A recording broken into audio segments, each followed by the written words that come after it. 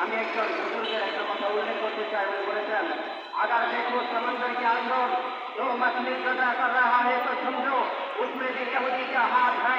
যদি সমুদ্রের ভিতরে সমুদ্রের ভিতরে দুইটি মাছ দেখো তোমরা বসেছে, তাহলে তোমরা বুঝে নেবে এখানে ইহুদিদের হাত রয়েছে।